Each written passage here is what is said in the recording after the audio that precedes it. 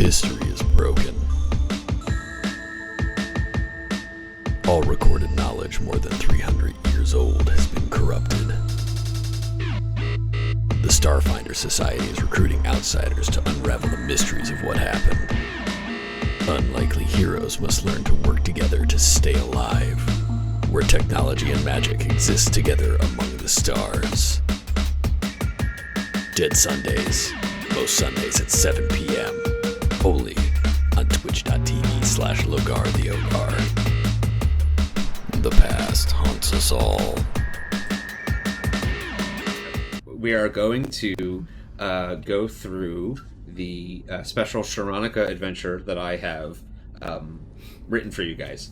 But first, before we get to that, you guys have all gone from level 5 to level... Oh, and also, unfortunately, Kumahara won't be with us tonight. He had a family emergency, and it's totally okay, and we wish him the best, and we love you.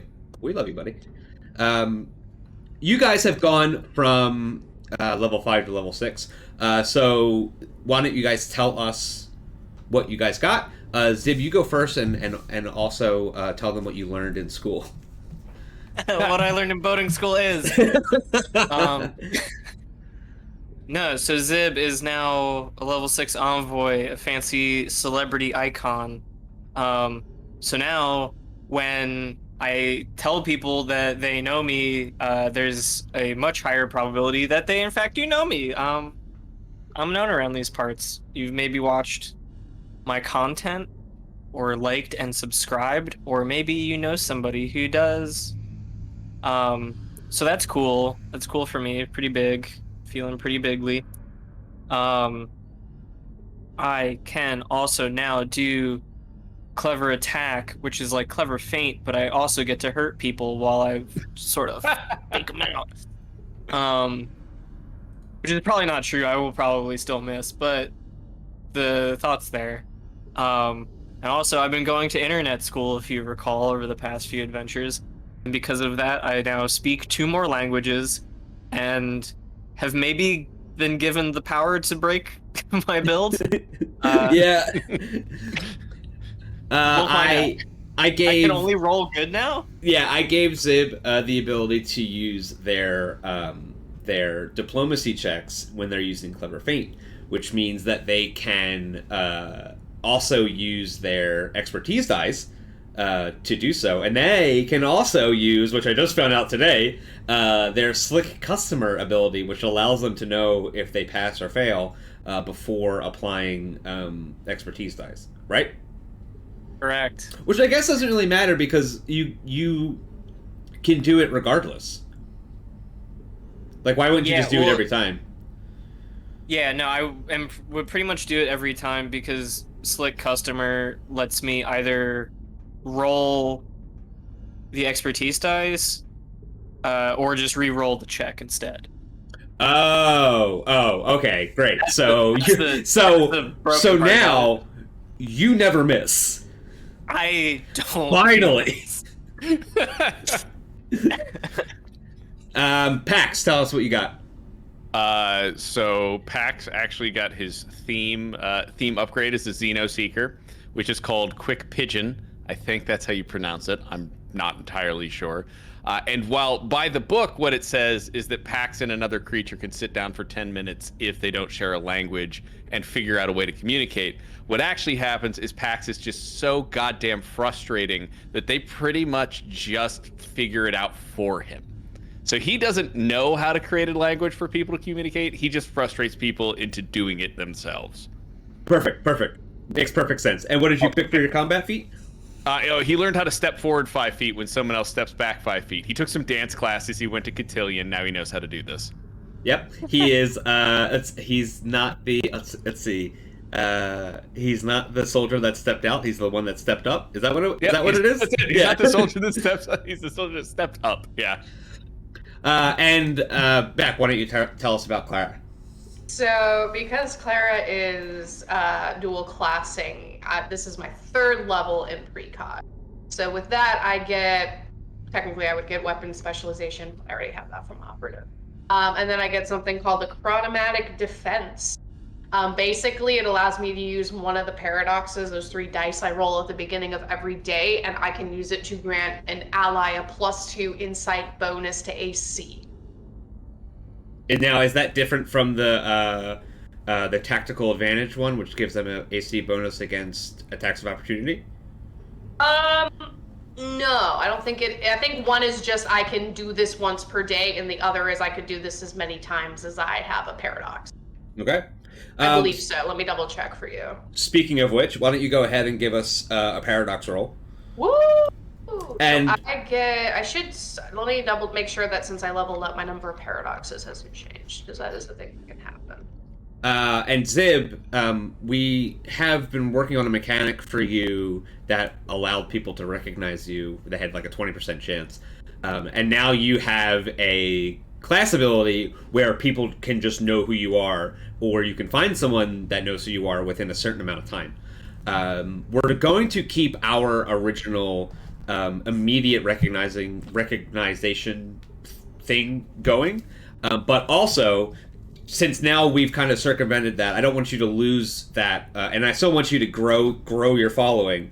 At the end of each level, you're going to get an ad payout from your TikToks, or your Spinstagrams, or your Voyutes, or whatever you're going to get. Whatever. I feel like Zib is cross-platform. Yeah, no, I am proud of myself that a year ago when we started this game, I made up a fun app name, and I've never used it, so... Space Instagram's easier to say. Spinstagram! It's made a Only Russian bugs. word.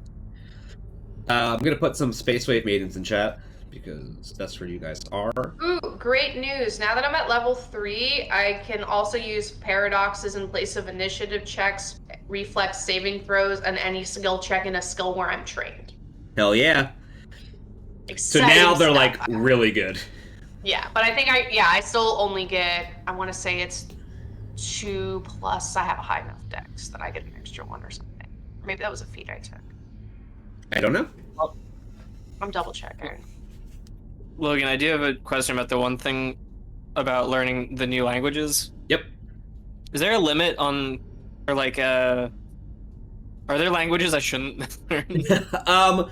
I would say that you couldn't learn any like outsider languages, and what I mean by that is there's languages that are spoken by like demons and devils and elementals and stuff like that. None of those. Okay, that is exactly what I was like. Can I learn Celestial? No, you cannot.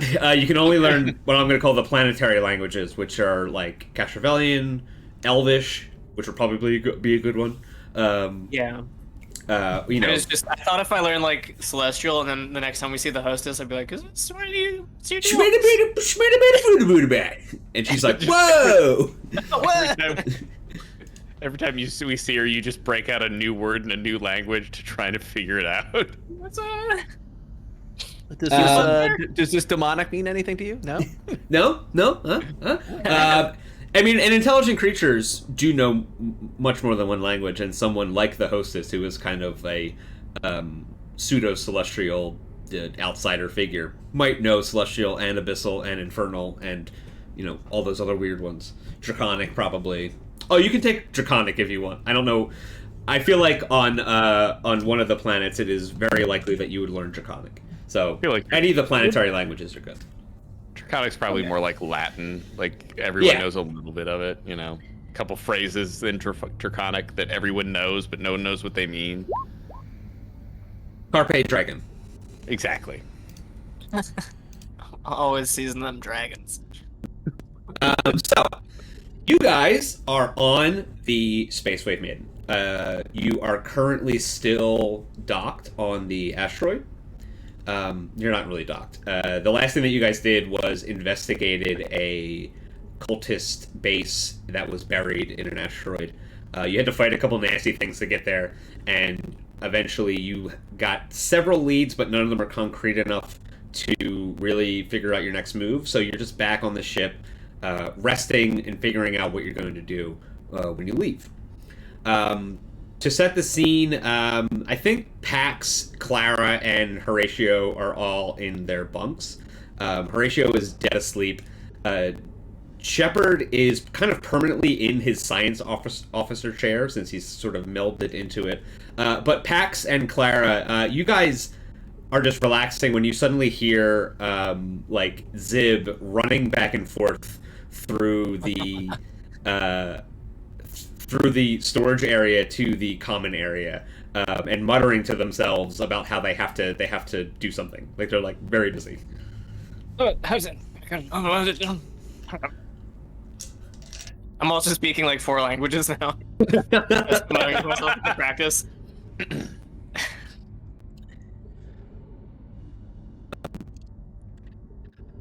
Zib is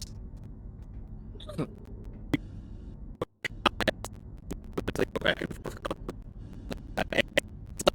They're rooting through all of these boxes that you've like never seen before, and they're taking stuff out of it and hanging it up all over the common area of the Spacewave Maiden, and it ends with them taking a giant green tablecloth, throwing it forward and draping it over the communal eating table. The tablecloth is green and gold, and it has all these different intricately designed and embedded symbols in it.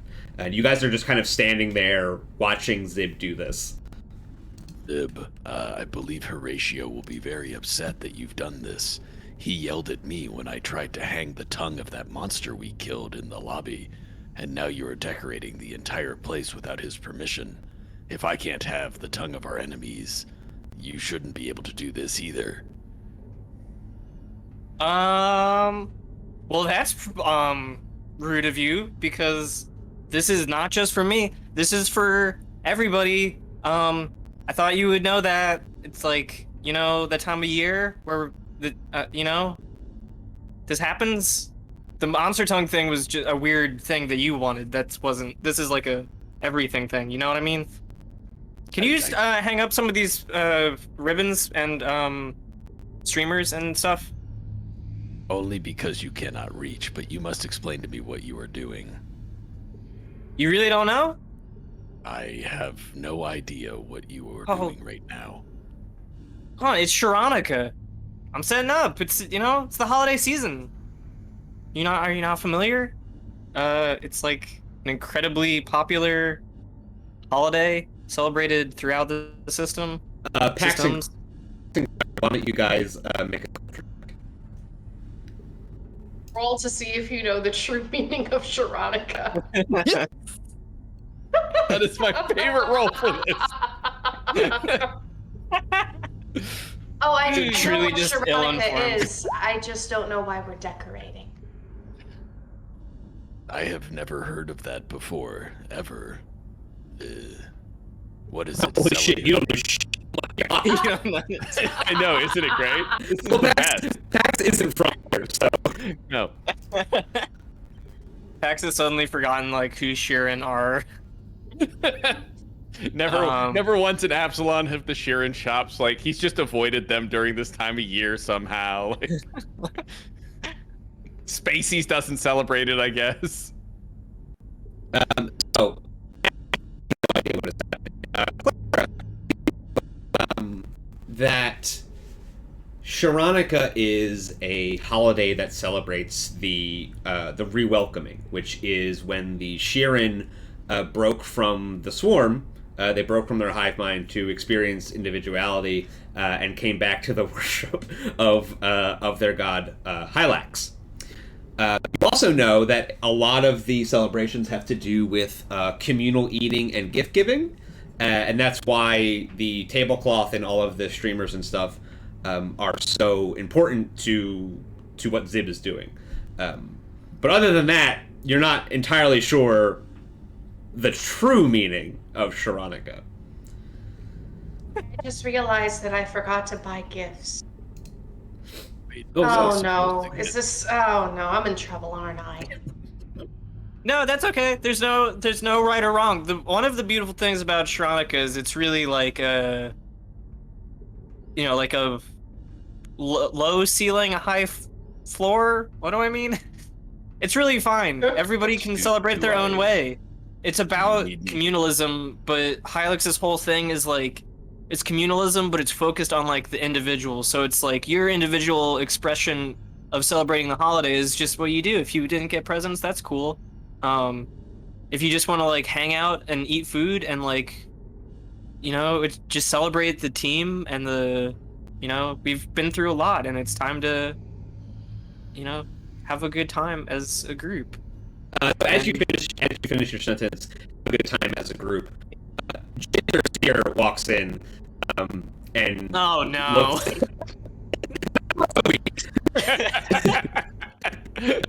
And she goes, "You doing anything? Cool. Just want to let you know, I am almost ready with finance report. I will give that to you. I had an argument with the copier. I don't know why we installed a control elements into the copier.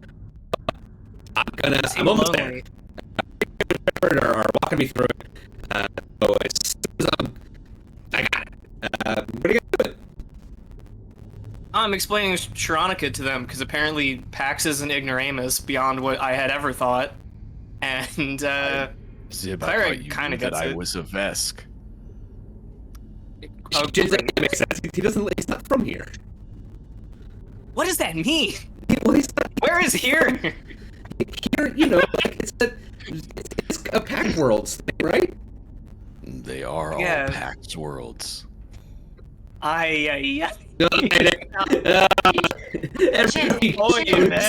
Just ask if somebody's from a Pact world.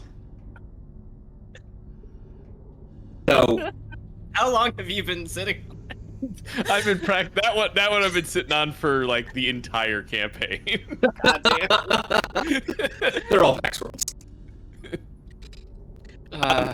So, as you guys are like having this conversation, there is a very loud sort of beeping in coming from the bridge. It's the sound when there is like a important message for everybody. It's when somebody sends a message to the ship and not to like one of your guys' communes. Oh, cool. That's probably good. Only good news. Yeah. Only good Last news time- comes in for the ship. The last time that went off, I believe we met Clara. Oh no. Oh no! Thank you for that. I guess. I mean, You guys maybe it's kisses, letting used to like dropping a holiday line. You walk into the bridge. Holidays. You walk into the bridge, and Shepard, who is deconstructed and reconstructed into the science officer chair, says to you guys, Starfinders, there is a message. There is a message from Senior Starfinder Chiskisk. You open the video, and it's Chisk. It's Kissis's face, and it says, and he said, they say, "Greetings, Starfinders, and happy Shirranukkah. Included in this message should be a notification of your yearly bonus, appropriate to your activities during this year. We deeply appreciate your commitment to excellence, as the Starfinder Society could not exist without its Starfinders." Damn, I love being right. The video kind of cuts, and it like repositions itself, and you see that clearly the first part of the message was kind of like a mass-produced. They tacked this onto all of them, so they didn't have to keep saying it over and over again. It cuts, and now Chiskis is kind of like more relaxed and sitting in their chair. And they say, to the crew of the Spacewave Maiden, your efforts thus far have been swift, effective, and undoubtedly heroic. It's not often that our members get themselves wrapped into galaxy-spanning fights to legitimately save the galaxy. But know that we are working to compile all the information you have given us into actionable processes behind the scenes. We will win this fight, and you will be the tip of our proverbial spear. However, in the time between your next adventure, I have a request of you. Not as a Starfinder, but as a Shirran. The Church of Hylax bequeathed a gift to the Church of Talavet, the storyteller. Hylax requested the story of the Rewelcoming, our Shirran's return to the discipleship of Hylax, was to be recorded and delivered to strengthen Taliban. Unfortunately, both the data disk and the ship carrying it have gone missing. We've tracked the ship's last known location, a snowy mountain with one starport, probably visited as either a pilgrimage or resupply stop before heading back to the Adari. I humbly request that you investigate and determine the location of this disk. I cannot personally pay you for this, but I may be able to convince the Starfinder Society the importance of this mission and compensate you through that channel. Thank you. And the message ends. These are pre-recorded messages. Because of the distance between where you guys are, you can't have a live conversation. They attached with it the notification of you guys getting your Shirranukkah bonuses. Each person gets 1,000 credits. Yeah. Oh yeah. Dude, I love Clara, who is not a Starfinder, Right. finds a bonus of 500 credits. Still pretty good. Oh, Still pretty good.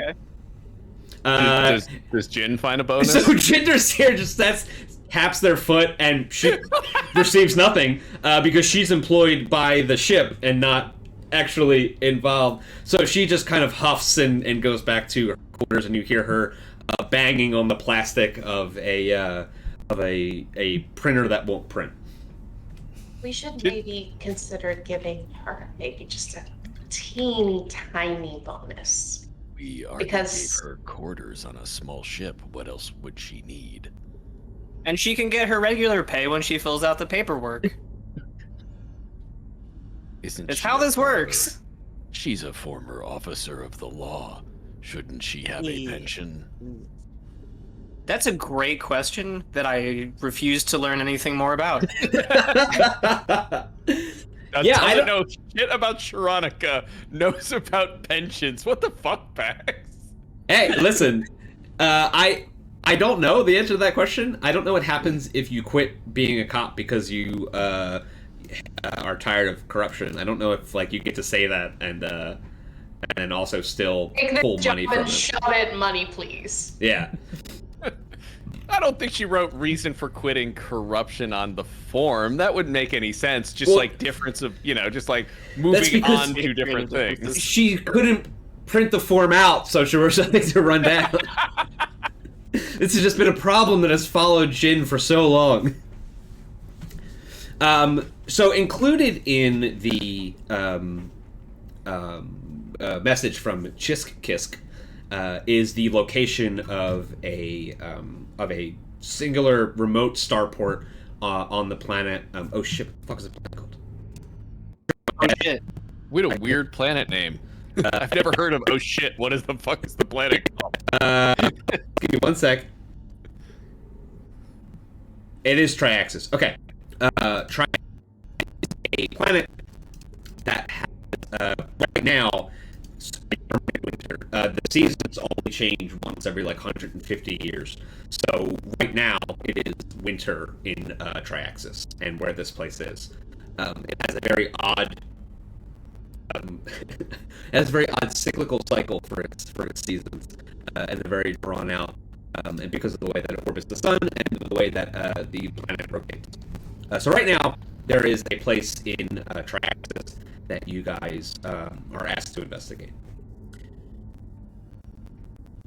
After you have this conversation, you hear what sounds like a magical. You know how magic items glow and they also make a sound? Yeah, of course. We all You know. hear that? That ring. That one. That's the one. You hear the wom of a magical something or other turning on. It is in the hallway going back to the crew quarters. I guess Horatio is up. We should go check. You walk by Horatio's room and Horatio is dead asleep. Odd. Who else would mess with magical equipment? As you turn around from looking into Horatio's room, there is a blank panel on the wall that leads to literally nowhere. There's nothing behind it. It's just a solid hull. And in the center of it is a symbol that looks like a long rectangle with a circle in the center. Is it blue? It's blue, like a gel pen. A gel pen? Gel pen. Sorry, that took me a second. Okay, blue gel pen. I can really see that now. Okay. Like one of those sparkly blue gel pens. Oh, it's a sparkly blue gel pen. Okay. Yeah, well, okay, it's not when she gives you a letter, it's written in sparkly blue gel pen. When it's just like that pastel bright glow of Neon blue. Neon. It's like neon turquoise. I appreciate that gel pens have survived the gap. They were instrumental in re-recording all the information. all of the books that were lost were rewritten in gel pen. Just all these space monks making like illuminated manuscripts with gel pens. It's what we have. They lost the ability to create pens, so all they had were these infinite gel pens. They just reverse engineered a gel pen. That's the standard pen across the galaxy now. Perfect. That's what everybody uses. Okay.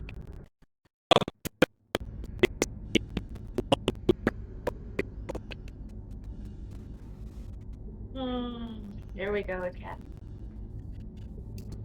Are we gonna get a mission inside of a mission? What is this? We can't. Are we saving Shirranukkah twice? I touched the panel. You touch the panel. The panel opens. It makes the sound of a portal opening, and as you walk through it, it makes the sound of the white mist from Dark Souls. That's what I've decided happens. Those are what those sound like now. I like the hostess that. walks in, the life bar shows up. Yeah. She's crawling on the ceiling, and there's a life bar and a text that says "the unhosted." I walk right out. Door's gone. Haha, fuck you. You guys walk up to. You walk through the portal, and you walk into a very familiar restaurant. Not Spacey's, the other one.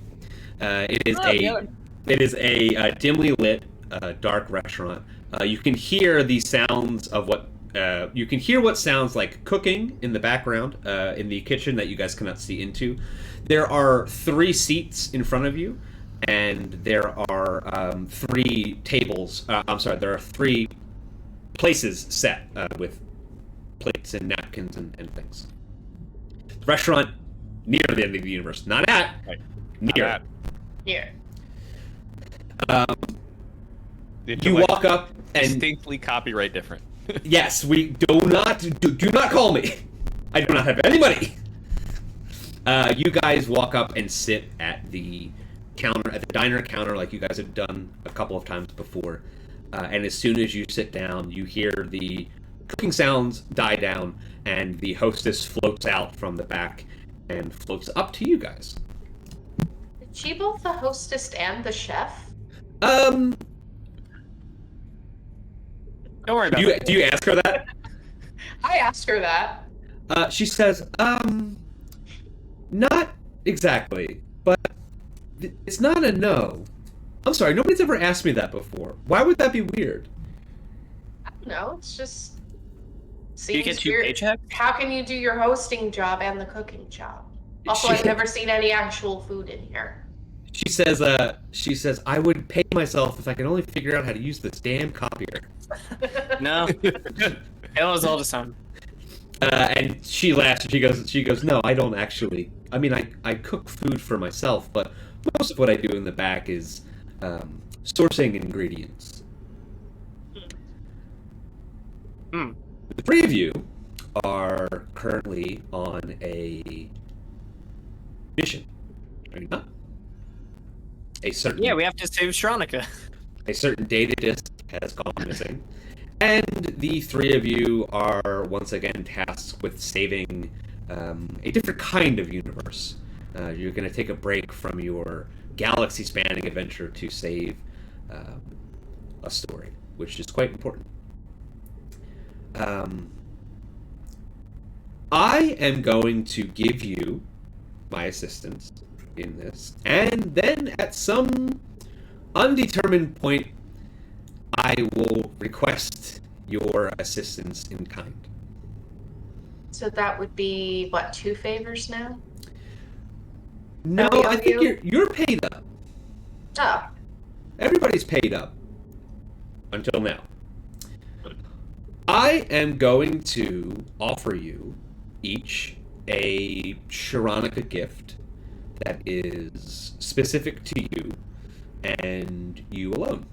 I am also going to send you directly to where you need to go because the show is only 2 hours. When you get there, you are going to be fish out of water. You are going to be in a place that you were not expected to be. So I would prepare for that. Should we have breathing masks so we can breathe once we are out of the water?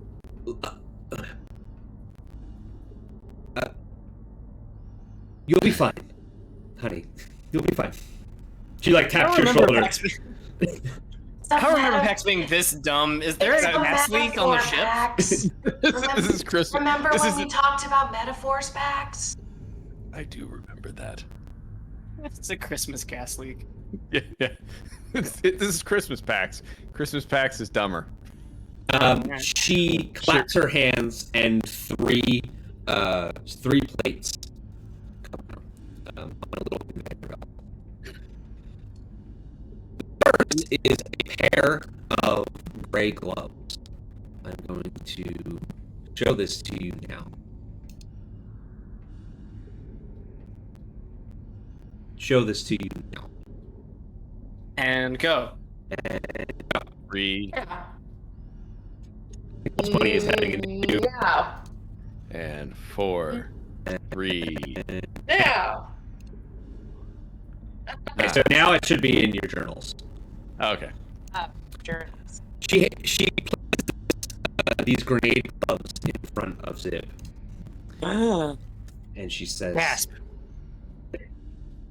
I've watched your effectiveness with thrown explosives, and I would like to offer you something that would increase their effectiveness, if only just slightly.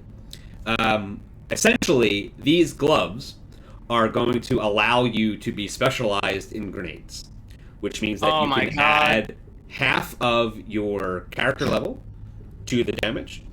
Additionally, they count as wielding a weapon, so you can put a fusion on them with my approval that will transfer itself to the grenade. Do not put called on the grenade.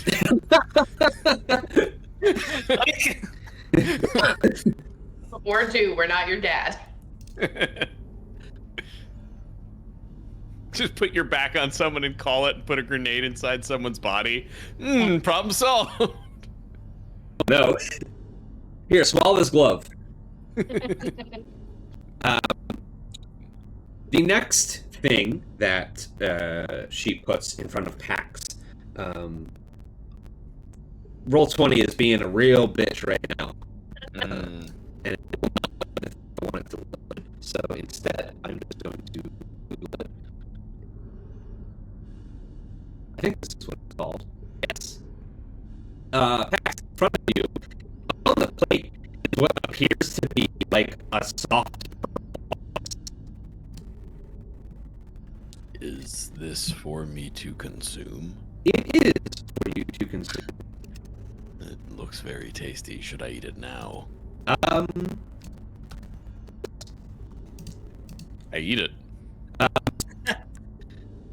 I am having a lot of internet issues right now. Then I eat it slowly. Eat it very slowly.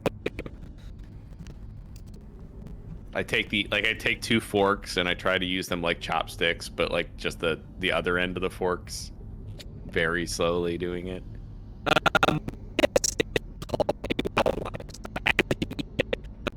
You feel it going down into your stomach, and then it stops and crawls its way back up. It's at first it feels very strange, but it sits very comfortably in your throat. This will allow you to communicate in a general sense with animals and magical beasts with an intelligence score of 1 or 2. You can attempt diplomacy checks to influence such creatures, as well as understand in very vague terms information they try to convey to you. The information they give usually consists of simple concepts such as danger, food, or diet. This is going to allow you to communicate a very rough wild animals in the same way that you would communicate with people in your pigeon language. Interesting. Okay. It fits. I think it'll fit really well with the Xenoseeker thing. I think. Yeah. Who knows? Clara. She picks up what looks like a giant sticker, and she takes the back off, and she asks for your rifle. It's very Splatoon. Sure. And I give her my rifle. She shoots Pax. Finally. As she pulls it off, as she pulls the sticker off, she has the rifle, the Diasporan super rifle that you have laid out in front of you. She takes the sticker and carefully places it over the directly above where the action and the trigger is, and smooths it out. And as she does, she smooths it out, and you can see her pushing magical energy throughout the gun. For a second, it kind of glows a very bright celestial light, and then it almost grows a little bit and changes in slightly different shape. It has these it goes from being like kind of like a gunmetal black rifle to a lighter, almost silver color with very bright golden adornments on it. And she hands it back to you, and she says, "Not today, but in the very near future, this holy weapon will be of great use to you and your friends." She has applied the holy fusion to the gun. Any attacks with the fused weapon are good aligned. Damage from the weapon bypasses DR good and ignores the energy resistance of evil dragons, evil outsiders, and evil undead. Yeah, that's pretty good. This is more of a future gift that I'm sure will be useful in the coming months. Well, thank you. So, That's troubling. So, you have received your Shirranukkah gifts, each one individual to its receiver. The story of Shirranukkah is very important to a very fragile god right now. Talavet is the god of stories and is just as much the stories as they are the storyteller themselves.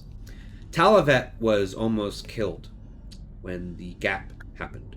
All of the stories that we tell were lost and fractured, and because Talavet gained strength directly from those stories and oral traditions, Talavet almost died. But through the dedication of her most faithful, Talavet has been able to regain strength, and this year Hylax has decided to gift the story of the rewelcoming to the Church of Talavet to further strengthen the god in a sign of goodwill. Unfortunately, the ship carrying the data disk was attacked and forced to land, and unfortunately they landed in a place run by enemies quite familiar to you. The Cult of the Devourer has unfortunately taken control of the disk. Now the disk is reinforced through physical, magical, and technological tampering, so it'll be a while before they can actually do anything to it. But it was... How often do you get to deal a decisive blow to a god? It was too much for them to not try to intervene. So when you get to where you're going, you will be in a starport. You will have to investigate the starport, find the data disk, and find your way back to your ship. You'll be on a different planet, so you'll probably have to wait for me to grab you. But I think you'll be fine. I hope. Probably. It's been fine so far. Would suck to die on the HoloDay episode.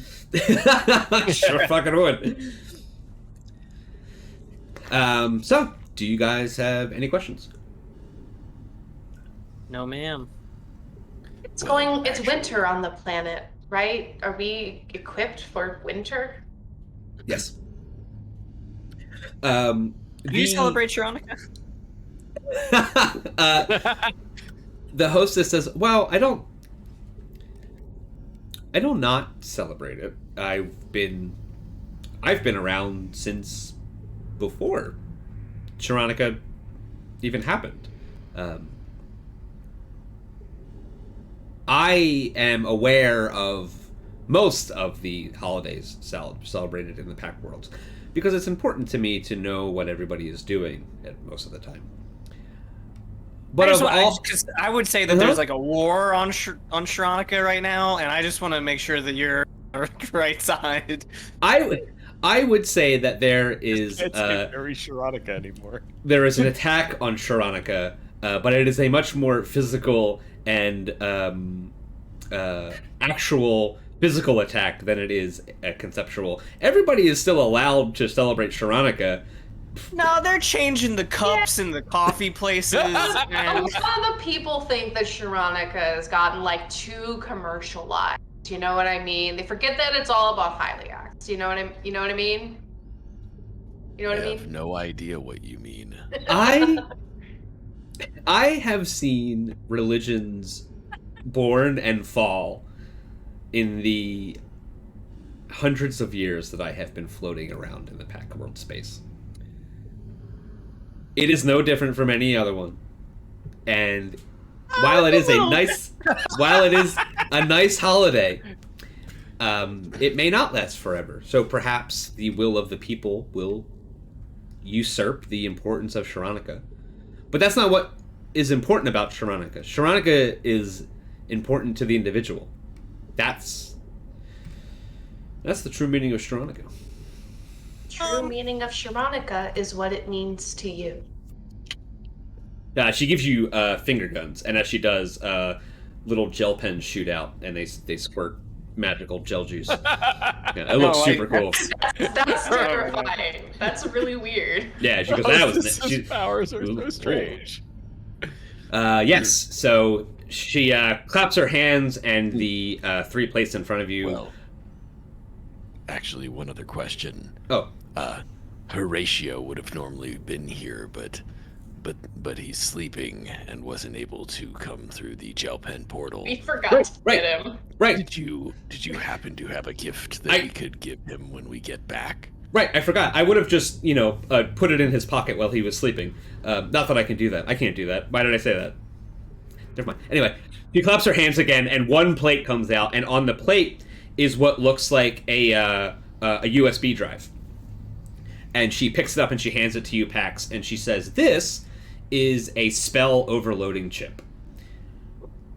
Horatio has a favorite spell. I'm sure you know which one it is. This chip will make that spell a little bit better. Technomancers have a spell cache, which means that they have one extra use of their spell, their favorite spell, all the time. I think the way we talked about it, it was built into Horatio's ARM PDA mobile computer hacking device. So this is just a thing that plugs into that makes the spell have a higher difficulty class to resist. It gives this because the spell doesn't scale, so this item will help that particular spell be more difficult to resist. He will really enjoy this. Clara, we should put our names on this as well, so now we've gotten him a Shirranukkah present. Just kind of taps her forehead good thinking. There's a loud metal ringing as you do that. Thunk, thunk, thunk. Just shoves it in his Spacey's jacket. So, and she claps her hands again, and the one plate goes away. Thank you for reminding me. I'm going to open a portal to Triaxis. I don't know what you're going to find on the other side. I wish you the best of luck, and I hope to see you on our next little adventure. She waves her hand, and Our St. Patrick's Day episode. Oh wait, we have to have another Valentine's episode. We have to have another Valentine's Day episode. Yeah, actually, it would be. One. That might be funny if we did one about like getting all the snakes out of somewhere. Getting all the Vesk out of. Drive all the Skitter. We have to drive all the Skittermander off of Vesk 3. Perfect. I love it. So the portal opens up behind you guys, and you are able to leave at your leisure. She does that thing where she starts floating backwards to let you know that she's done with the conversation, but she hasn't exactly taken her attention off of you yet. Love her so much. Okay, well, happy Shirranukkah, bye! Bye! I skip out the door. Very excited to save the best holiday ever. I hope it's not cold. And I walk through the door. That sucks, man. Yeah, That sucks that you hope that. Dude, I'm a lizard. This is gonna be bad. Yeah. Clara, anything else? Or are you popping out? No, I have nothing snazzy to say. I just turn around and leave. So the way that this portal works, I haven't, like, because of the way portals are, and the way that we, people who have never experienced a portal, our immediate reaction to portals are like, we're going to do shenanigans immediately. Like, we've all played Portal, and the first thing that you do is you try to look at yourself through a portal. Just to let you guys know, portals don't work that way. You don't know what's on the other side until you go through it, and no, you can't go half-seas through the portal unless you're trying to hold someone and then cut them in half. There is no portal shenanigan. Like, you can't... There's no bullshit. Just to let you guys know. Stargate ruled. Aw, Stargate man. Yeah. So it's kind of like you're kind of like a wormhole the whole way. Yeah. Perfect. Very good. Thank you. And it also but it doesn't make the water sound when you walk through it. Nah. Oh. It makes the Dark Soul. Oh. Ugh. Oh. You guys pass through the portal, and as you exit it, immediately you are assaulted with cold wind and snow. I hate this. You are standing on a gigantic metal platform that looks like it could hold, at most, two Anaconda? Okay. Or like I know several what that other, means. maybe smaller ships. An Anaconda being like the size of the Spacewave Maiden. Oh, an anaconda is a ship. I was confused for a second. Sorry. Anaconda's like 200 yards, so it's like 400 yards. Thank you. Perfect. So you could comfortably fit two of those ships there. I Which thought it is was full of snakes. which is a small landing pad as a whole. If that's all you could fit, there doesn't see a lot of traffic. There are some blinking lights on the surface of the deck. There's some overhead lights that are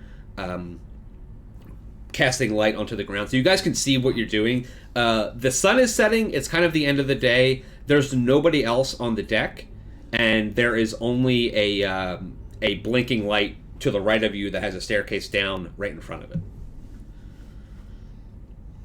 Pac starts shuffling towards the staircase, hoping to find shelter immediately. It's so fucking cold. I hated everything about this. This is the worst.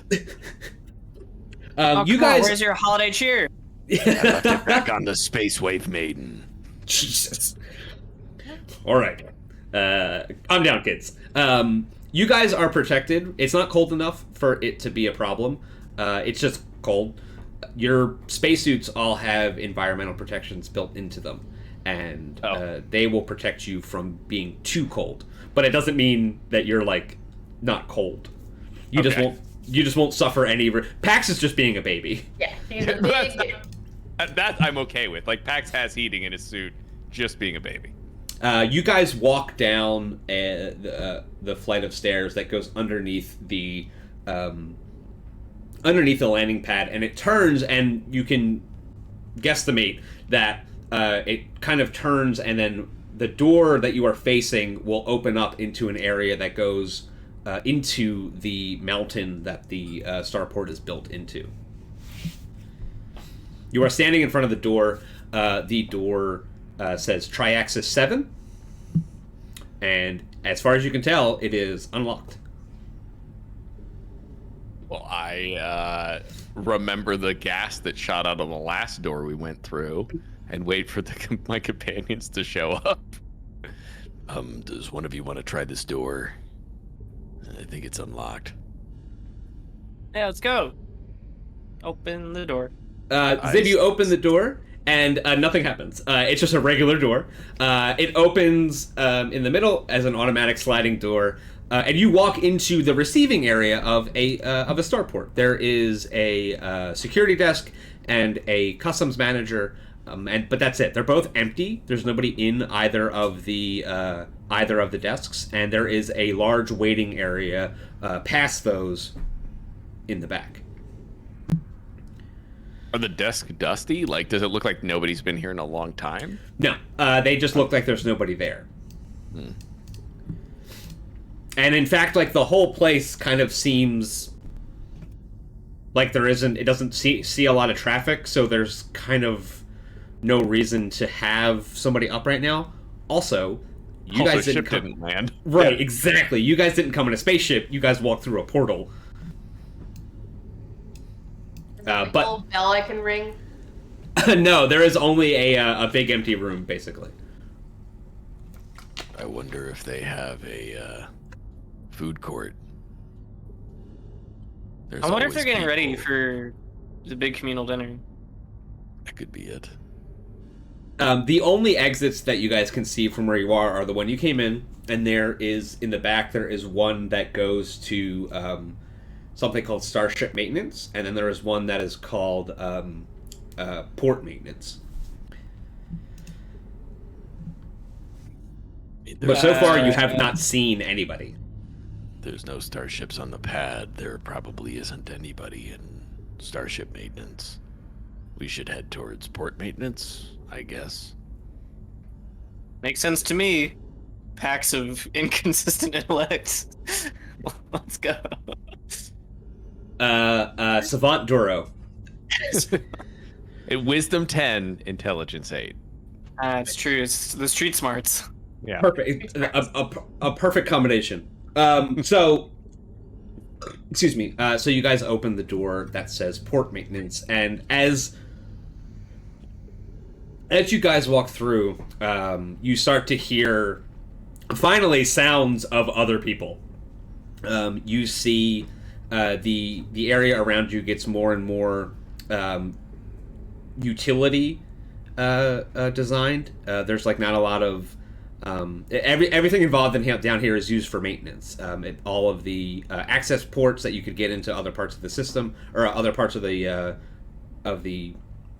building, but mostly you walk through and pass a lot of workstations and engineer stations, spare parts and things like that. And the sounds you hear start to grow louder and louder as you come out into a giant, what looks like a giant garage. You're standing on a balcony that overlooks a garage, and down in the on the floor below you are a bunch of giant vehicles that the people are working on.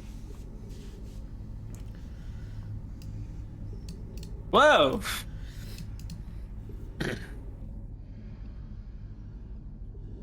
When you say giant vehicles, what do you mean? Like, are we talking tanks, or are we talking flatbed trucks with things on the back? It's like a fucking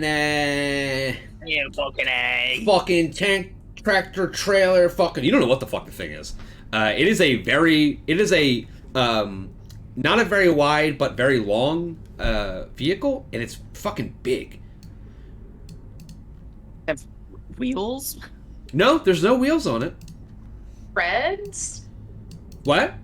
Treads? Nope, no treads. From Where you guys are, it is a 60-foot long vehicle. The front 2/3 of it are open, and just a small pathway that walks up. Along that pathway are 10 hover pods that are chained to the walkway, and in the back is a gigantic red cabin. It's a sleigh. Everybody roll a engineering check. Must I? You must.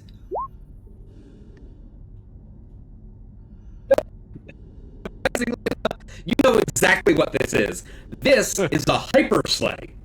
A hyper sleigh is based off of a dog sled. The idea being that it's like a dog sled pod racer. It is a vehicle that is used specifically to go in a straight line, and it's used in snowy places like this to quickly get around and transport materials, in lieu of using something like a train. These hypersleighs, however, look a little different. While they have the same shape and design as all of the hypersleighs that you've ever seen, which is probably not many, these also have these giant, like, metal panels on the back that are welded together to give cover to the pilot and anybody riding in the cabin. Additionally, there is a gun mounted to the tip of the hypersleigh, as well as two guns on the left and right side of it. The three of you are on this balcony looking down into this garage.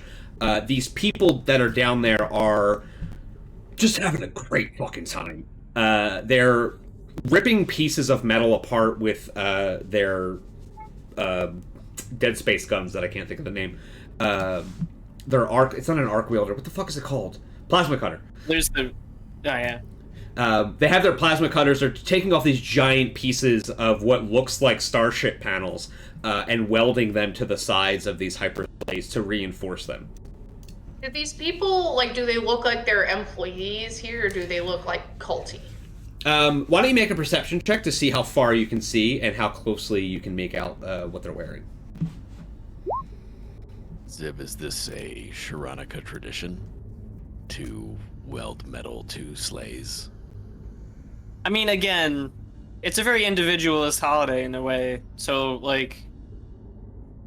maybe to them, it's not a part of the, the tradition is like eating food and gifts. Maybe they eat metal. Maybe the gifts are metal. Maybe the sleighs are gifts. What if the sleigh could be? It's pronounced GIF. All right. Adventure over. Goodbye. Kiss him out. No, that was the correct response. Steph is right. No, yeah, you're right. I'm sorry.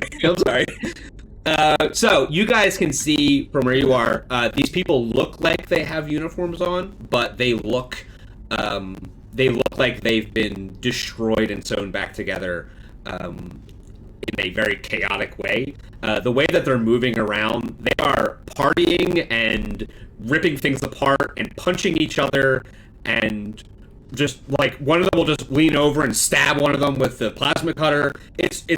They are having a great time, but they are also clearly insane, and they are also clearly just demonstrating some wild behavior that you may or may not attribute to a nihilistic doomsday cult. I'm gonna duck down a little bit in case one of them decides to look up. I look at you, duck down. No, we should go help them celebrate. This looks like fun. I'm good here. Thank you, though. Zip? Yeah, I mean, Clara's got a sniper rifle. They can celebrate at a distance. I like to celebrate up close. It builds fellowship. Yeah, you and I can go down and celebrate. Let me try to do some roll 20. It's not working. It's not working. What a surprise! Yeah, so glad I gave these people $10 a month. I'm sorry, I should have said that. Yeah, it's a great system. I love it. I've been using it for over 8 years. But there are some things that were different, and I'm just saying. Let me do a thing real quick. Okay. So you guys, what do you want to do? What's your plan? I just want to get in there and start stabbing. I'm gonna chill here and watch. I'm gonna go down and not start stabbing. Okay. But be in the mix. Sure. So you walk down the stairs to the garage, and Pax is behind you. The revelers don't really give you a look yet, but as you get closer, suddenly one of them just turns to you and goes, "Who the fuck are you? Please roll me. Please pick 3 numbers." between right, that thing. Holy shit! What and what? 4. This is It'd gonna be so the funny time. if it worked. It's gotta be the It would time. be so funny if it 4, worked. 4, 9, 17. Yeah. So this guy looks at you and he goes, "Holy shit, are you Zim Beverage?" Hey! It's a Shirranukkah miracle. He turns and he punches his friend in the face. Zip, quick, punch That's me. how I react whenever I meet a celebrity. And he grabs the other guy, he grabs him by the back of the head, and he's like holding his hair, bringing him over to you, and he goes, "Zip, this is my friend. This is great. What are you doing here? God, look, this is Zip Beverage." Hey, y'all. Nice to meet you. I'm here on a mission to save Shirranukkah. What the fuck is Shirranukkah? It's oh god. That's what I I'm said. kidding. Oh man, you guys are such jokesters here. They're all clearly like on some sort of substance. Party drug. Party drug. Yeah, they are all sufficiently high. Their pupils are gigantic. Are they humans? Yeah. So Yes, what are they? sorry, they're all humans. There's 5 of them. There's 5 humans. Okay, so like I don't the people thing is like lost on me. I don't understand. Oh right. Yeah. So the guy says like, yeah, we didn't hear a spaceship land, or we would have come up to fight you upstairs. Yeah, one of those perks of being a celebrity, Also, Huh. it's cold upstairs. Wouldn't this be a better place to fight? Yeah. I mean, I guess. Yeah, I guess. No, you're right. I guess. So, Yeah. It's a holiday for me. I'd like to, not. I don't want to make you come up. I'll come down. It's kind of a present. man, that's so nice. He turns around and he announces to everybody in the garage that Zim Beverage is here to fight them. And one of the guys in the back goes, "Holy shit, Zim Beverage is here!" And you see like a wrench just come flying out of nowhere and land next to you. It's like that guy who threw a shoe at George Bush. Yeah. So you are now in this room with these 5 cultists who are carrying on. They're clearly cultists of the Devourer. They haven't really done anything to you yet. They're pretty content with just beating the shit out of each other a little bit, but they are still working on these hyper slaves. There are 3 hyper slaves in front of you. So the guy, once he does that, he turns around and like walks back to what he was doing. Oh, interesting. Zip, we should. You seem to have a connection to these people. Why don't you ask them what they're doing? And while you're doing that, And I get on the radio. Clara, I believe they're all human. You should shoot the lights out when the fight starts. Clara gives a thumbs up. Is that even? I guess that makes sense. Without Horatio, we don't have to worry about the light. So now it's revelry in the dark.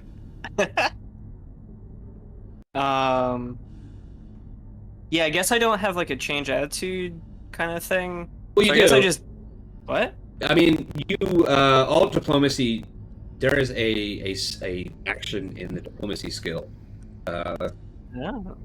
that is make an impression. Change attitude, diplomacy. I guess I don't need to change attitude. He already is. He's stoked. already friendly. He starts as friendly. Yeah. So I guess I just ask, what are the slaves for? He's working on one of them. He welds a piece of it together, and he turns and he goes, "Well, usually we take these sleighs and we put a bunch of nasty fucking guns on it, and then we wait for other idiots who are taking their regular non-combat hyper sleighs through the tundra, and we attack them, and we steal all their stuff, and then we burn it in front of them, and then we leave them there." Oh, naturally, of course. Yeah, so we've been like scrapping all of these spaceships that land here, as long as they're not like one of ours, and we'll kill the pilot and stuff. Killing the pilot's the best part. Really we take our time with the pilot. That's when we wrote it on the wall, and you see on the wall, it's like in blood, it's written, "Take your time with the pilot." I didn't think people really did the blood writing thing. That's cool. Nah, dude, it's totally it's amazing. Like if you're gonna be in the cult, like you have to really like we're committed people. Pretty soon someone is gonna come shut us down, but until then we are going to destroy every piece of machinery and life that we come across. Out of curiosity, is the blood the pilot's blood, or is? Oh no, that's my blood. Oh, that's hardcore. Yeah. Yeah, well, listen, if you want something done right, do it yourself, you know what I'm saying? And then You he gotta puts his, admire the work ethic here. he puts his helmet and kind of starts welding again. Guys. Zib, you should take a picture of this. Yeah, that might be like a TOS violation on a lot of the platforms, which is confusing based on the rest of the content that I post. But you know, Except Maybe space it's Twitter. fine. It's cool on space Twitter. yeah. And he's like, Ever since that rich guy bought space Twitter. What's the name of that dude from the Grab Chain robbery that we all Royce hated? Flynn! Royce Flynn has purchased Twitter. The guy who owns Spaceys now No. owns Space Twitter. No, it's Yeah, the no, guy you're right. who owns Spacey's son owns Space Twitter. Space Twitter. Roland Flynn, and then the heir to the Spacey's franchise, whose name is also Roland Flynn, but she's a girl. And then there's Royce Flynn, who will not be able to take over because he's not firstborn, but he's still rich. So he's out just fucking... He doesn't know what to do with himself. So recently he has bought Space Twitter. So the guy asks you again, and he's like, "So what are you doing here, man? What's going on?" I'm looking for a data disk, and it's really important to me, and I'm gonna need it. So if you know anything about it, that would be helpful. What's on it? A story. And all of the workers stop working. That's what I thought. He stands up and he takes his welding helmet off, and he goes, what kind of story? One that's really, really important to me, and I'm gonna get it back. That sucks. Sucks that you lost something that important. He is backing up onto the sleigh. And he says, there was a group of Kasatha, I think, who landed. I don't know. They all look the same to me. So he's also racist. So we killed them and scrapped their ship. And he points to like one of the pods that are connected to one of the hyperslaves, and he goes, "That's part of their ship. I chained that to that hyperslave." And we took all their stuff, and we just kind of like left them outside for a while, and then we found a cool green present. As he says green present, the garage door opens, and the cold starts to sweep in, and you can see now a entrance to the outside, or some might call it an exit.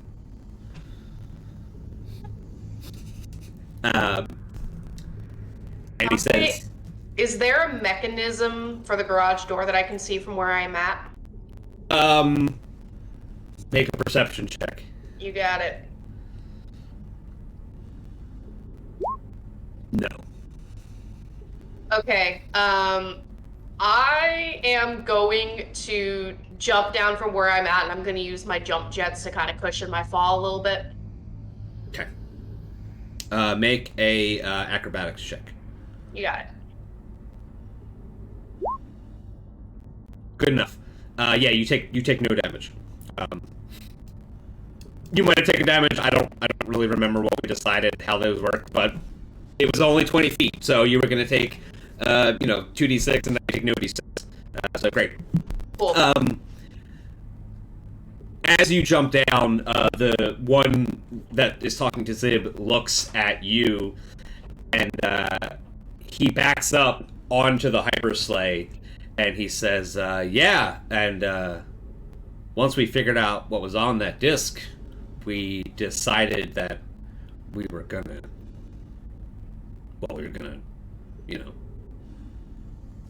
Yeah, I know. Heading for the Let's other. take a grenade heading out. for the other sleigh. And the other sleigh rips off out of the garage. And he goes, they're going to throw it in a volcano.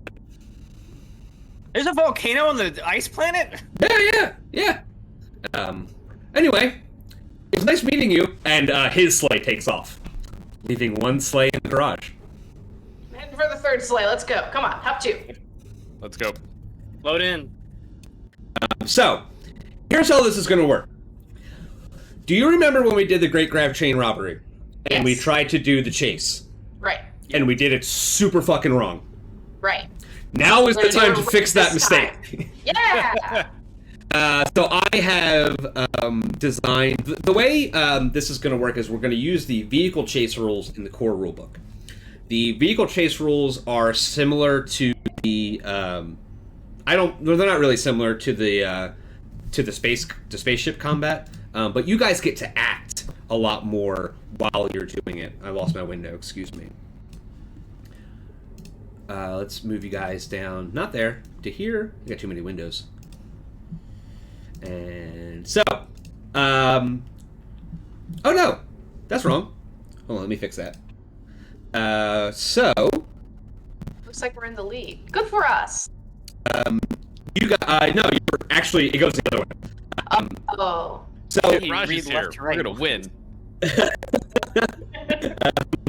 about that. Make sure that your characters are their health and stamina is all filled back up. Resolve as well. Resolve as well. Let me move this thing real quick. So all of these hyper sleighs are 60 by 15 feet. The other chair is directly in the center, in the back. That's where I put Clara. There is a machine gun turret in the front. There is a what looks like a weird, what looks like a fat man from Fallout attached to the left side, and then there is a gun on the right side. I forget what kind of gun I said it was. I'm going to share with you guys. This is going to be a lot of information. The hyper sleigh statistics.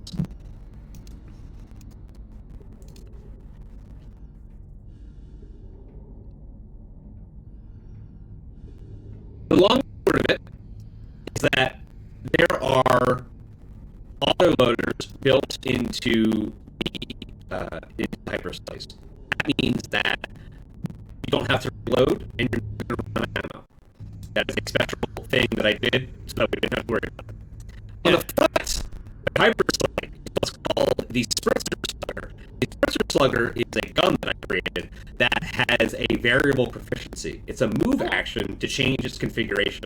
In its long arm configuration, it uses itself as a machine gun, and it shoots a bunch of bullets out of a chain gun. But in its heavy arms proficiency, it takes those bullets, contact welds them together, and shoots them all as one projectile, and it gains the penetrating trait. It's a move action to change the configuration. That's where Max is gonna go. Yep. On the left is what looks like a giant slingshot with a crossbow attached to it. This is a present launcher. Next to the present launcher is a box of presents. Presents in each iteration is written with quotation marks on it. Zib, you open up this box of presents, you look inside, and you realize that inside are these individually wrapped impact explosives. When you are in a vehicle chase, the rules say that you can't use grenades, and I thought that was stupid. So I came up with a reason. I came up with a reason why you couldn't, is because you can't pull the pin and throw it and time the explosion. With impact grenades, you certainly can, baby. But you have to fire them out of this launcher. Or throw them out the back. So there is a box next to the launcher, and there is a box on the back of the hyperspace. Gotcha. Music real quick.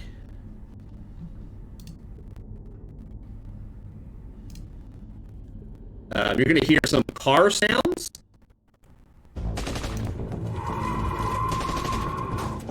Some screeching. Hyperspace didn't make the sounds that most people expected, so they installed sound packs in them, so they sound like cars.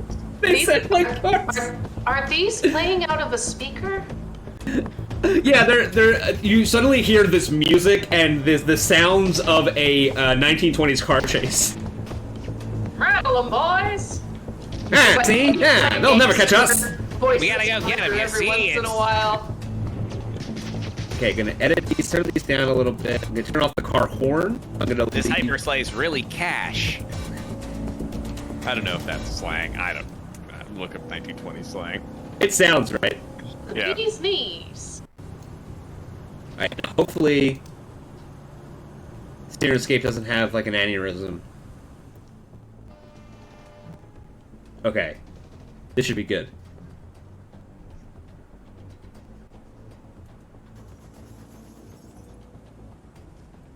More guns.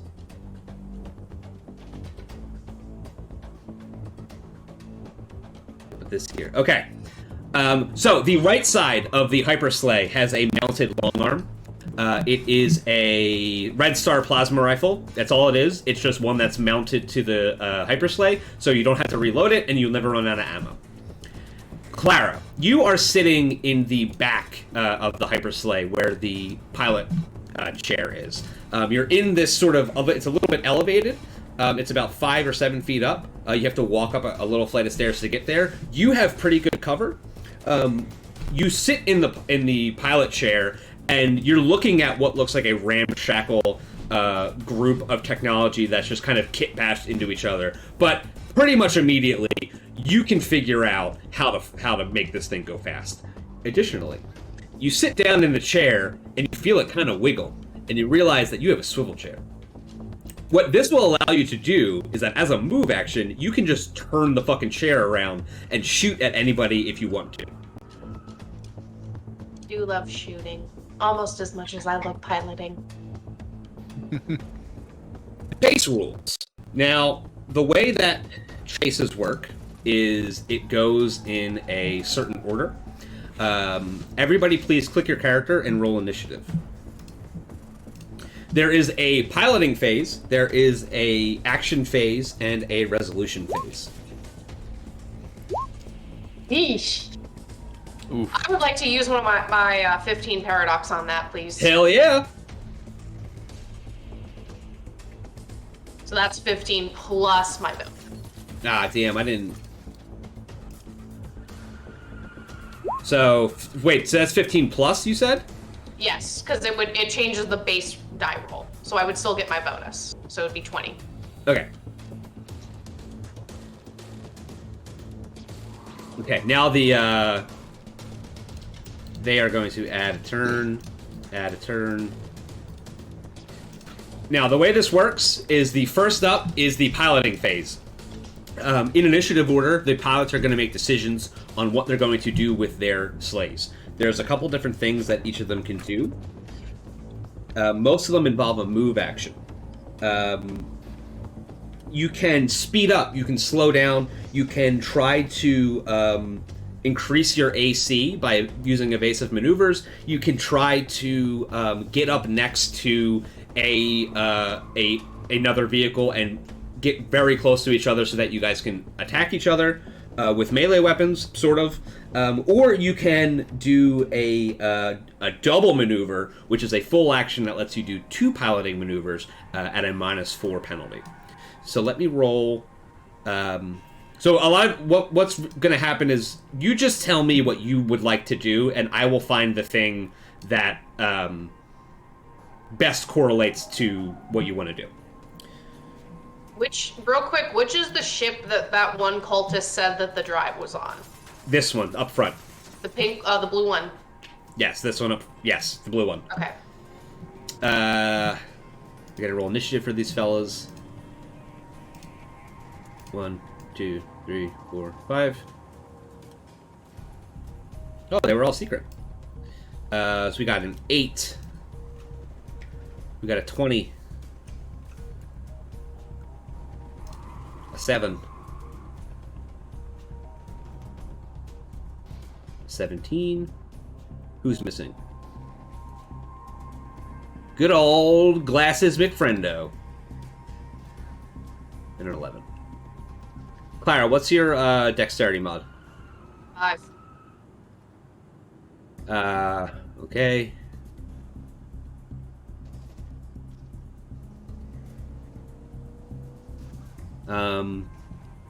So, wow, you and Zib and one of the pilots are tied. Incredible. Oh yeah. So Clara's going to go first. So dexterous. So the way this works is that you use part of your actions in the piloting phase, and then you use the rest of your actions in the regular phase. Only pilots and people performing piloting actions can go in the pilot phase. So, Clara, you're going to be the first pilot to make an action. What would you like to do? I'm gonna say we should probably speed up so that we're next to the pink. Next to the pink? Sleigh. Yeah. Okay. So that is going to be a speed up maneuver, That's what which means you immediately move 1 zone forward. Please make a piloting check. Now, There we go. because of the way that the hypersleighs are built, they all have a modifier to their piloting. The piloting checks made to them. This is a -3 to piloting. So every time Because it's super unwieldy. right, exactly. Okay. Okay. That is unfortunately not enough to go fast. You rolled, unfortunately, really low. You rolled a 4.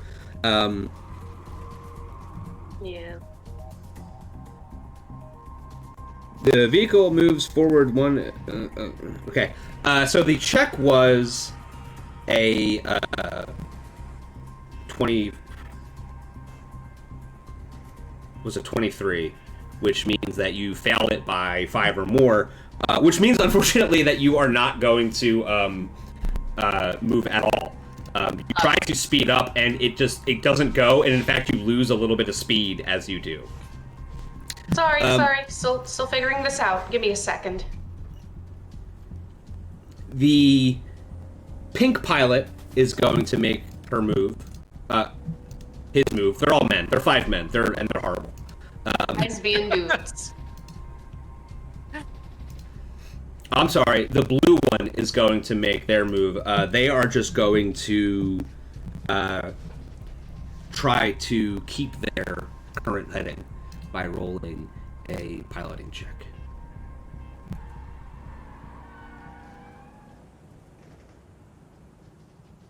The public pilot. The they're just going to keep moving. The pink one is going to try to stop. It doesn't require a check. What they do is they slam on the brakes and they move back to you. Slammed on them too hard, they fly off the ship. Why you always wear seatbelts. Okay, so those are the piloting actions. What happens after that is all of the vehicles move forward one zone because nobody is moving. Everything works relatively differently. I'm sorry, everything works in relative positioning, so we never actually have to move the map unless you are moving closer or further away from another vehicle. Next round, you guys are going to hit a different area. Right now, you're just in some snow. Each area has different modifiers for how the chase goes. Now that we've done the piloting checks, all of these ships are supposed to move up one, which they did, and they keep the same relative distance between them, and it is now regular initiative. Fire. It's your turn. You can do whatever you like, besides the pilot maneuver. You've already used your move action. Okay. I was about to ask what that does. Yeah, so you have a swift action, and you have a regular action. Additionally, the hypersleigh has an autopilot. Right. That is a swift action to activate, and it will give you a plus 13, and it will do certain things, but it won't take any risks.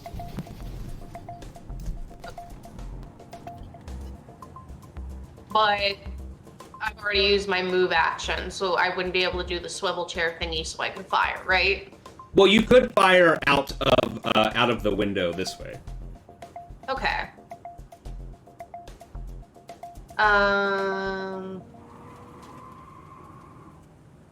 Let's see. I'm trying to think if I could throw a spell instead. That might be easier. That'll work too.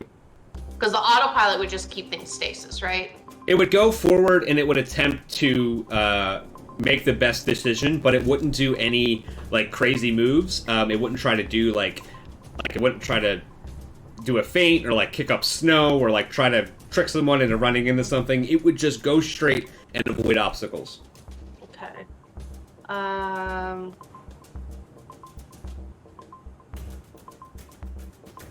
Let's see here. Doo-boo-ba-doo-ba-doo. I'm gonna try to cast Confusion on the pilot.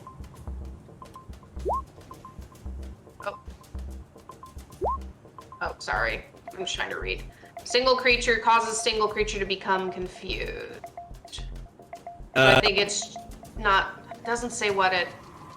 So I it's just my spell DC or something. yeah, which is your intelligence plus the level of the spell.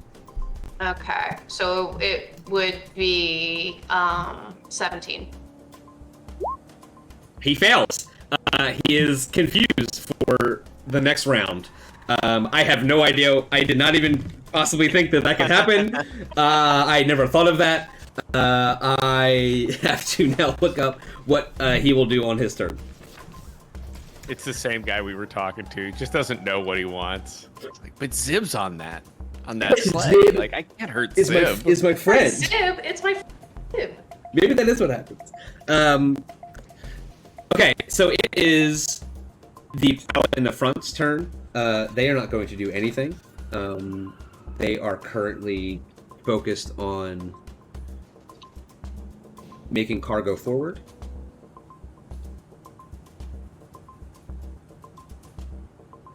Moving cargo. Move like cars go. Hold on one sec. All those tight turns these sleighs keep taking. You can hear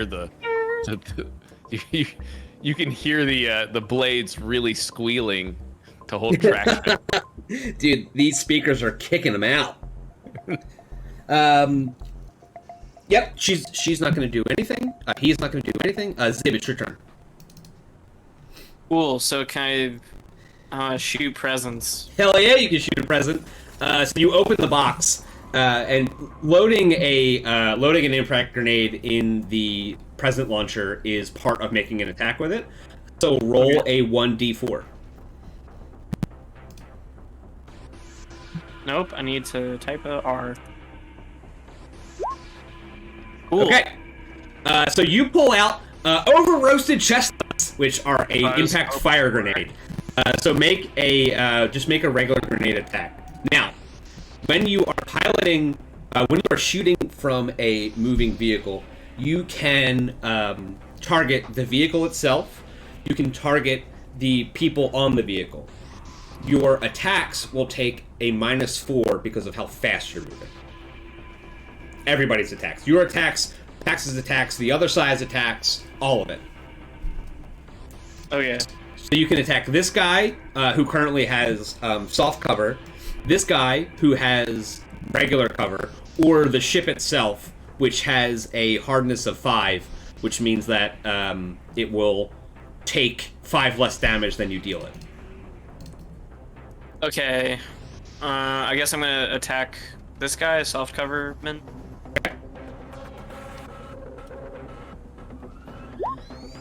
Oh! Nice. Get Blam. fucked!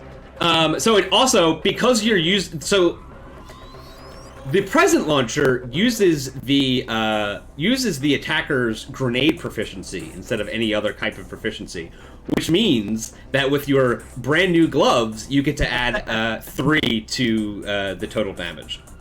Hell yeah. So it it crits. This guy gets hit with it, obviously. I never get his HP. They all have the same. Luckily, they all have the same HP. He's going to take 17 plus an additional 3, so 20 fire damage. And then he is going to be on fire. That Nice. sucks. Get fucked on. Please roll a d4 to determine the fire damage. Okay, 2 damage. Burning, you are on fire. As long as you have this condition, at the start of your turn, each round before you take any actions, you take the listed amount of fire damage. Fire damage from multiple sources that inflict the burn is cumulative. At the end of the round, attempt a reflex save. DC of this saving throw is equal to 10, plus the amount of fire damage you took this round. And then you get a bonus every time you fail. Okay. So at the beginning of that guy's turn, he will take an additional 2 fire damage, and at the end of his turn, he will attempt to put himself out. It is this person's turn up here. They are not going to do anything because they can't really do anything, so they're going to go to the back, and that's all they're going to do. Pax, it's your turn. All right. The spritzer is a forward cannon, but can I turn it to broadside, or is Yes. it just not useful? Yes. Okay, cool. It's also on a swivel chair, yeah. Excellent. All right, I'm going to turn it in broadside and just unload my 60-foot cone on both of these a-holes. Okay. So you make one attack with it, and you apply each attack to each person. Okay, so it is a d20 plus 4, because it would normally be plus 8, and we're moving at high speed, right? Correct. So it would be your base attack bonus plus your... So does an 18 hit? I think it hits both of them, yeah. Alrighty. So, and it's 1d8 plus my normal stuff? Hold on, 2d8, sorry. it's your base attack bonus plus your dexterity, which is what? 8. 8. Minus 4. So 4. So you rolled an 18. Right. Unfortunately, that guy has soft cover, so you miss it by 1, and the guy in the back has better cover, so you miss it by a little bit more. Okay, then I just light it up, whatever, and turn to Clara and say, "Get the ship closer. Just get closer to them so we can board." That is a plan. You still have a move action if you wanted to move, or you could also switch the proficiency of the gun. I don't want to switch the proficiency of the gun because where we're currently at. Because what I'd like to do is take control of the ship and set it as to be a battering ram into the other one. So I don't want to do any more damage to it. Okay. It is this guy's turn. He is going to use the plasma, the plasma rifle that is equipped to do this. This is going to say a different thing, but it still does the same amount of damage.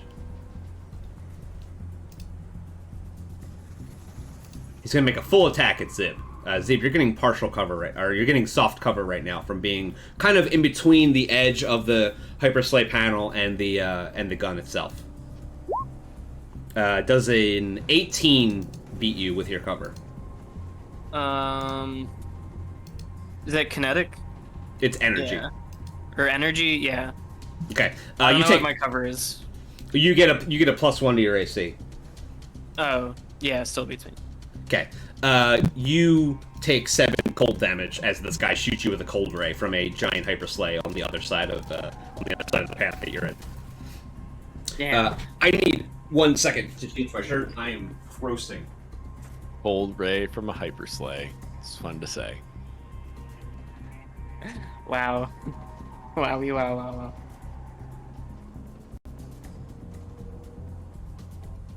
Yeah, I don't think we're gonna be able to hit these guys easily. If we go melee them, that might be our best bet. Speak for yourself. I mean, you never miss, so that doesn't Not count. easy for me. Okay. Also, I don't know if you read what the ship does from its ramming. It's 8d8 bludgeoning from collision. Yeah, because it's a gargantuan ship. Yeah. Zib, I'm sorry, you don't take any damage. Because that guy was getting a -4 to his attacks for moving at high speed. Oh, cool. Okay, it is the pilot in the back's turn. That pilot is going to attempt to take his hypersleigh and smash it into your hypersleigh. Classic. Let's see. When piloting a vehicle, you can attempt a pilot check. The DC equals the enemy vehicle's KAC as a standard action to smash into another vehicle you're engaged with. Okay, so he can't do that because he has to be engaged with the vehicle. Engaged means you're very close to each other. So. Wow, they can actually two-shot our vehicle if they roll well. Keep in mind that the vehicles have hardness. Oh, okay. And then it's not that bad. So he is going to, I guess you can do pilot actions in the combat phase. I don't see why. There's nothing that says you can't. No, never mind. Yeah, so this guy is going to attempt to shoot his rifle out of his window at Clara. Is this the confused guy? Sure is, so he's not going to do any of that. He is going to be confused, which means that rolls a D100. With a 98, attacks the nearest creature. Hell yeah. So he gets confused and shoots his friend. I mean, he's been doing it since we met him. That's no different from what he's already been doing. Since they are on the since they're on the same boat, I'm not going to give them penalty for shooting at high speeds because it's relative to the other moving thing, and it's just in front. So I'm just going to. So fuck me. So the guy leans out the window and shoots his friend for 12 cold damage. That's amazing. And the guy on fire gets shot with cold damage. He's having a weird one. And you know what? It doesn't put it out because fuck him. It's a combo attack. He takes extra damage. So I actually forgot that the Mr. Visors takes 2 burning damage at the beginning of his turn, and at the end of it, he has to make a check to put himself out.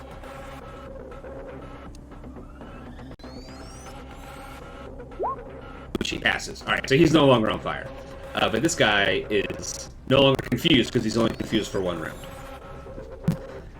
Okay. It is. The other guy's probably confused though. Yeah, he's confused. It is this guy's turn. He is going to not do anything. He's going to move over here. Clara, it is the beginning of a new round. We are going to take pilot actions. However, in a vehicle chase, you guys are covering so much ground that the zone that you're in rapidly changes, and the zone will give different bonuses or penalties to certain actions, as well as change the actions entirely. The first thing that you guys get up into is after you exit, you take a turn down a mountainside, and you are surrounded by snowdrifts that have this incredibly fluffy powder in it. Because of this, every attack is going to have concealment because of the amount of snow kicked up. But, Clara, you can use that to your advantage by doing a special trick called a whitewash, where you will skid in front of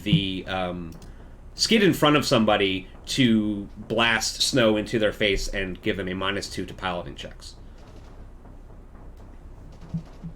Yeah, my concern right now is that the blue ship is the ship with the hard drive. And if it gains any more ground, the encounter's gonna end, right? It's gonna be 2 ahead of us. Yes, technically. So my concern is that if we engage, like full-on engage with this pink ship, we're gonna lose the objective here. I'm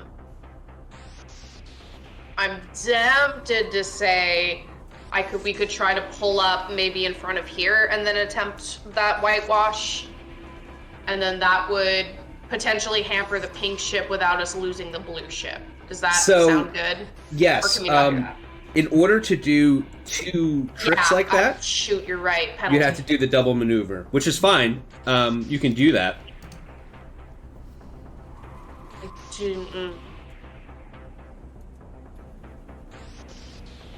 Gotta believe in the power of Shirranukkah. You gotta believe in the power of Shirranukkah.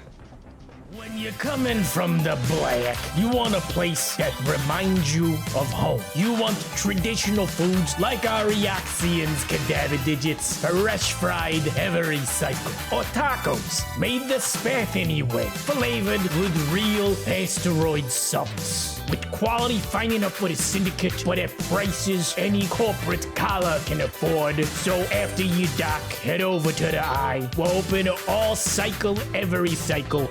Ready to treat you like family, hive mind, or brood clutch. Spacies, you're gonna like the food you eat from the restaurant that I own. Hey, thanks for watching Dead Sundays. You can watch the rest of this adventure in part 2, and you can catch us live on Sundays at 7 p.m. Eastern only on twitch.tv/LogarTheOgar. Thank you, OBS, for your service towards the streaming community. Please check out and donate to the OBS Project's Patreon. OBS is a free broadcasting software that I've been using for years and wouldn't want to use anything else. Thank you to Shirranukkah, who allows us to use their dynamic sound generator to provide the background music and sound effects that you're hopefully enjoying right now. Shirranukkah is a wonderful program with a ton of pre-crafted and IP-specific soundscapes available for a monthly subscription to make your tabletop games sound as epic as they play. Thank you to Roll20, a web-based tabletop RPG client allowing users around the world to play tabletop games together as if they were in the same room. Roll20 is a free-to-use service, but offers a low-cost monthly subscription option for extra tools that I use because I use Roll20 all the time. And thanks to Paizo for making Starfinder, for making Pathfinder, and for supporting the United Paizo workers.